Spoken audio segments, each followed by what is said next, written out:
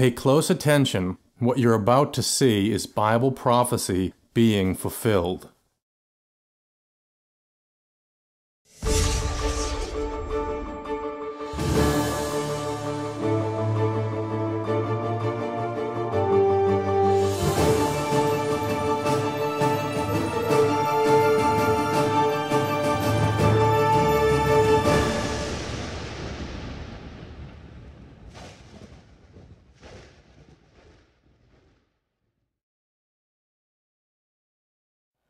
Welcome to another edition of YPN News, bringing you the news that relates to Bible prophecy and foretold by Yeshua Hawkins. Well, in the news today, gas deals, oil deals, Syrian crisis, accusations, and U.S. boots on the ground. But first, more crazy weather.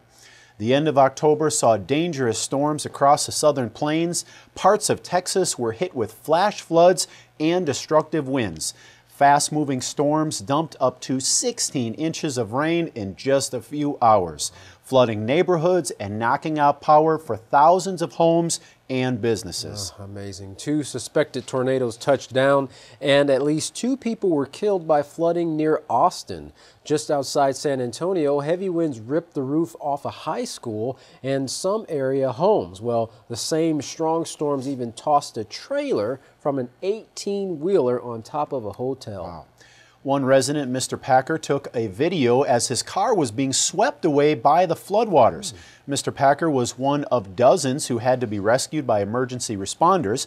Police also went house to house in some cities ordering people to evacuate because of the waters rising very rapidly. Yeah, so fast, that's a lot of rain.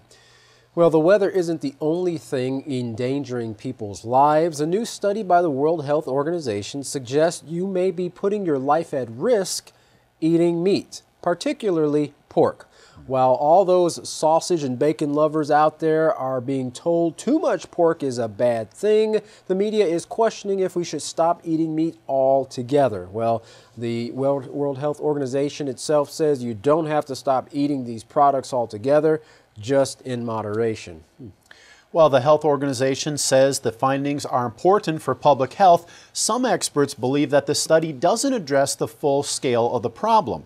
One such group, the U.S. National Health Federation, says it's important to study what the animals we use for meat are being fed. The group believes that the global meat supply market, primarily what comes from the U.S., is largely contaminated or contains genetically modified ingredients. Yeah, there's a lot of that on the market right now. One filmmaker has endeavored to show just how the meat supply in the U.S. is being produced. Mark DeVries, using a drone, filmed one of the largest pork farms in the United States and made some shocking revelations. At one point, the drone is flying over a lake of toxic pig feces and urine the size of 4 football fields. Wow. Well, Mr. DeVries told RT in a recent interview it is currently legal in the United States to keep giant open air cesspools near people's homes. The pigs inside those farms that I filmed are actually kept in cages, oftentimes so small that they can't even turn around for months at a time in some of those facilities. So very, very bad for the animals themselves. Oh, yeah, I bet. Well, factory farms have their own problems, he continued. For example, using so many antibiotics to help animals grow faster, the factory farms are creating antibiotic-resistant bacteria. That danger may actually affect people worldwide as a result. In addition to the report that bacon might give you cancer, the World Health Organization estimates that over 4 billion people under 50 have the herpes virus. That's roughly 2/3 of the entire population. The report details that about 90% of those cases is the herpes simplex virus type 1 or HSV1. HSV1 is usually spread by oral contact with symptoms shown as cold sores around the mouth. However, HSV1 might not stop there. Estimates show more than 140 million cases have resulted in genital sores. The HSV2, also known as genital herpes, infects an estimated 417 million cases worldwide. Now, another disease, tuberculosis, now ranks alongside HIV as a leading cause of death.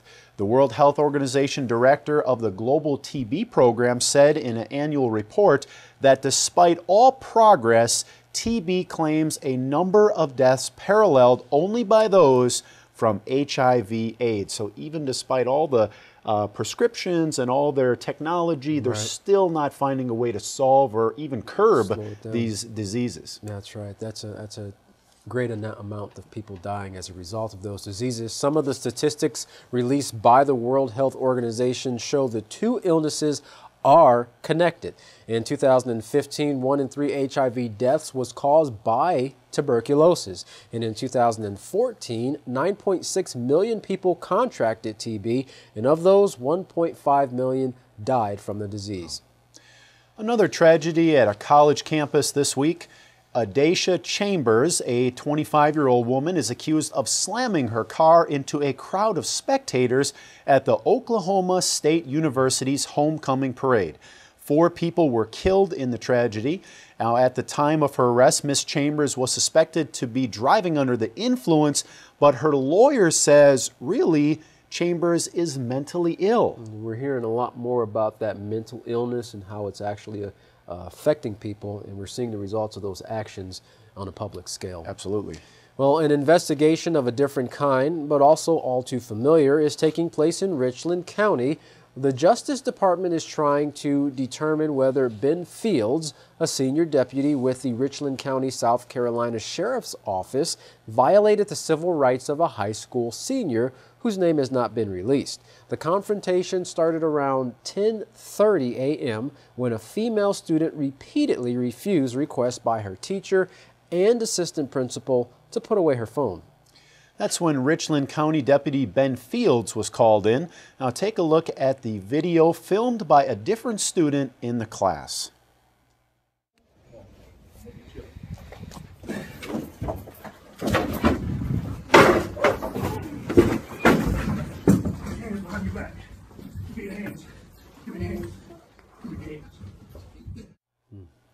Definitely some excessive force used there. I'd say so. Well, another student was also arrested when she protested the officer's behavior. The school superintendent, Debbie Ham, has called the incident outrageous, saying clearly something did not go right in this classroom. Now, in other news, China is ending its one-child per family policy. The announcement means that couples can have 2 children, reversing a 3-decade-old policy that was designed to limit a booming population. The original policy was unpopular and the enforcement harsh, including forced abortions. Not everyone was forced. Many couples chose to abort female fetuses in hopes for a son. Now, today there are 33 million more men in China than women. Well, I wonder if those ratios have actually contributed to some of those STD rates. Well, the baby boom is not the only news coming out of China this week. China's naval commander, Admiral Wu Xingli, reprimanded the U.S. for U.S. warships in the South China Sea, saying it could increase the risk of war. During a video teleconference with his U.S. counterpart, the naval commander said, if the United States continues with these kind of dangerous, provocative acts, there could well be a seriously pressing situation, or even a minor incident that sparks war. The Chinese defense minister's spokesman said the country's military is ready to take any necessary measures in response to any future incursions by the U.S. vessels around the newly created islands in the South China Sea. And if you remember, Catan, those were those islands we reported on that they're actually forming, making, looks like, runways, air bases, and so forth. Yeah, so dredging the bottom of the sea, and they're making islands. That's actually pretty innovative. That's right. Well, Russia and China, just became a little closer, united as leaders struck a deal to supply gas through what's known as the Western Route. When the deal comes into effect, it would make China the biggest consumer of Russian gas. Earlier this year, the two countries signed the biggest gas deal in history, $400 billion, equivalent to U.S. dollars, for Russia to supply gas to China for up to 30 years. This Western Route would be the second pipeline to supply Russian gas to China. The second route, which will run in conjunction with the earlier announced eastern route, is expected to almost double the volume of gas that can be exported between the two countries. Now, this new deal means that China will become the sole importer of Russian gas. Wow. Russia and China are both prominent members of what is known as the BRICS nations, the 5 emerging economies: Brazil, Russia, India, China, and South Africa. Earlier this year, BRICS announced the formation of the BRICS Bank, worth $100 billion. Now, by the West, the BRICS Bank is seen as a rival to the International Monetary Fund and an attempt to try to stop the global dominance of the U.S. dollar, also known as the U.S. petrodollar. Although Russia and the United States relations deteriorate, it seems as Russia and China relations continue to be strengthened. Well, for more on the details concerning the Russian and Chinese agreements, Larry McGee joins us with further insight. So, Larry, what are the reports, what are they showing now with this deal between Russia and China, being that Russia is the largest oil supplier to China? Is that correct? Yes. And in fact, Russia has now topped Saudi Arabia as China's largest distributor with an estimated 930,000 barrels per day last month. China is said to have increased its purchase of Russian oil by 21% in the past months, importing as much as 3.92 million tons during the span of one 30-day time period. Angola supplied the dragon with 3.26 million tons, with the family of Assad providing 3.05. Trade between Russia and China is reported to have doubled since 2010, a result, analysts believe, of Russian efforts to offset the sting of Western sanctions over Ukraine. The Russian bear, along with officials from the U.S., Turkey, Saudi Arabia, and Iran, gathered together this week in Vienna to discuss issues surrounding what is being called the Syrian crisis. Also represented at the talks were Iraq, Qatar, Lebanon, and the EU, but noticeably missing from the meeting was the democratically elected leader and president of Syria, Bashar al-Assad. Several rivals of the embattled leader, including Germany, are now reported to be reconsidering their positions, as quite a few are currently voicing the opinion that any viable and long-term remedy for the issues currently plaguing the nation must include President Assad. The unwavering American view, however, is that the Syrian leader must go.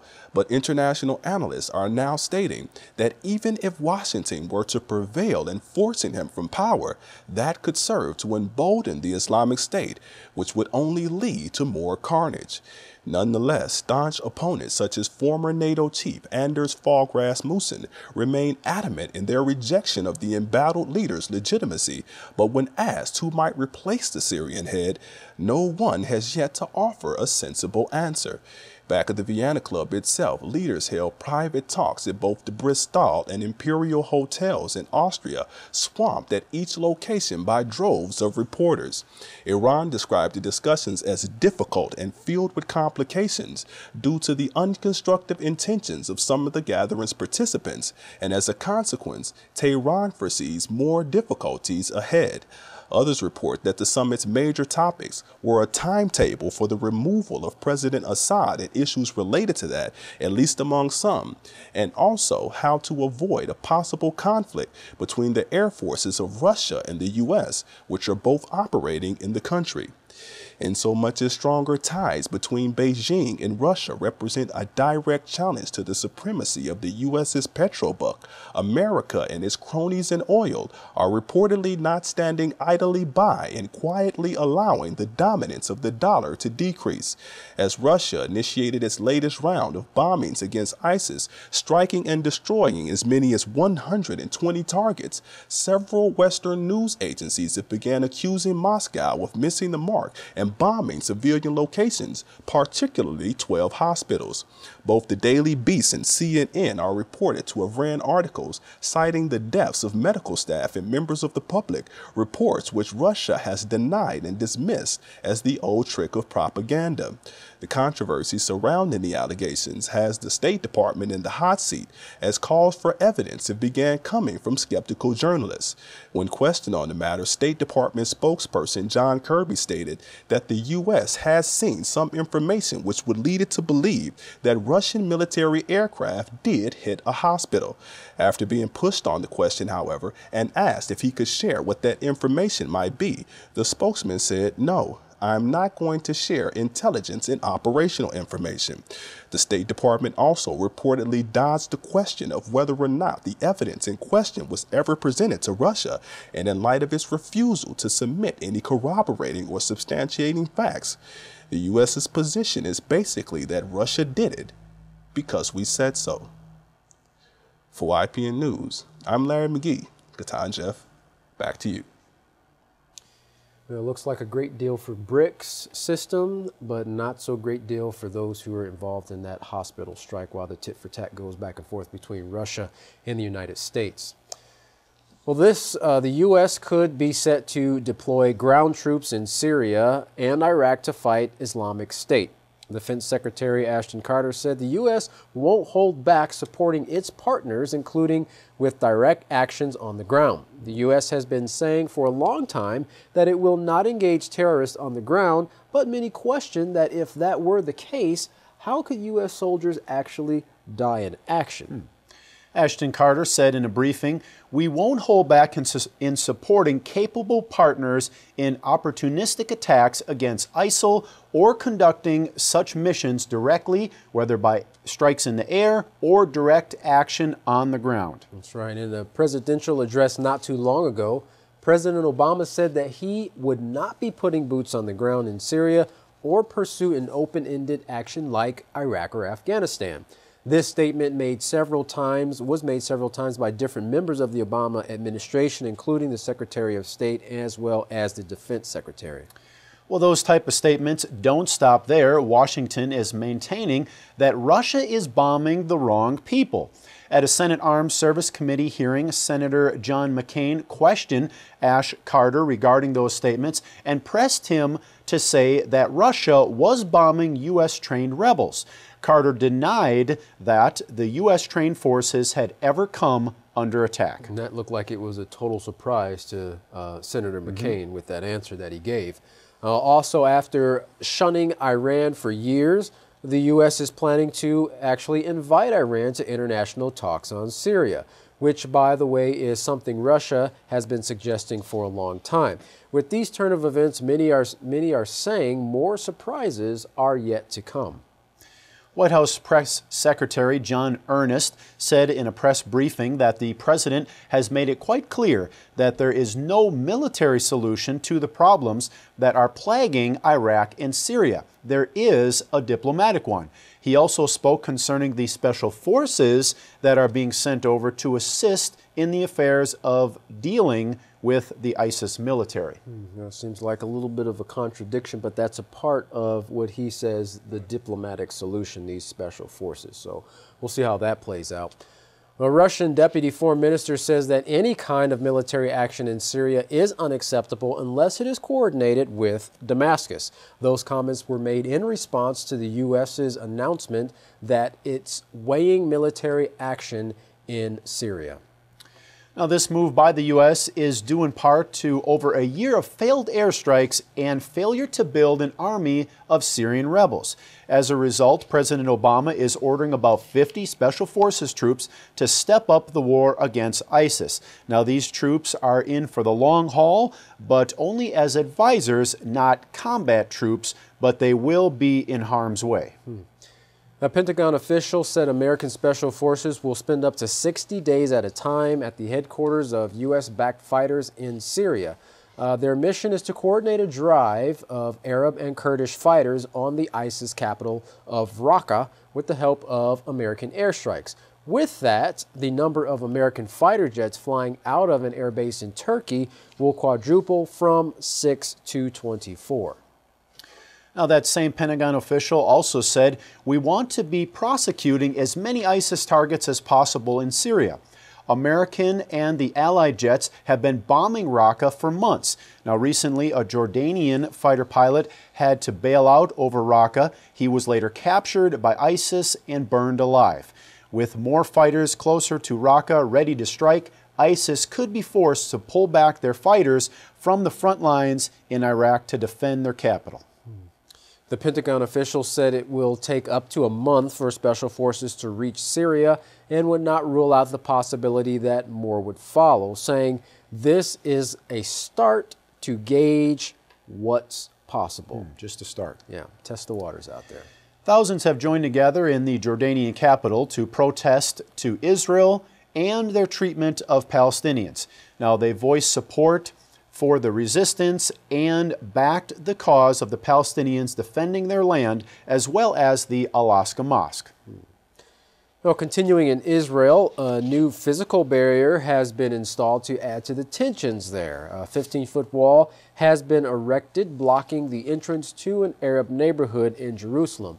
There was also gunfire at a crowded bus station in southern Israel. An armed Palestinian killed an Israeli soldier and wounded dozens of others before being shot and killed.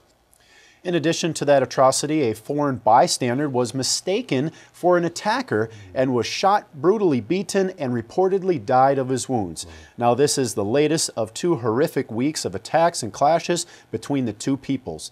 Israelis blame the Palestinian leaders for inciting the attacks. Well, on the other hand, the Palestinians say it's motivated by Israelis' infringement at the Holy Al-Aqsa Mosque, causing young anger to erupt over Israel's occupation. Now, that 15-foot barrier wall that went up in a Palestinian neighborhood was done as a means to try to stop the wave of attacks, according to Israeli police. Of course, these actions have fueled Palestinian anger as a result.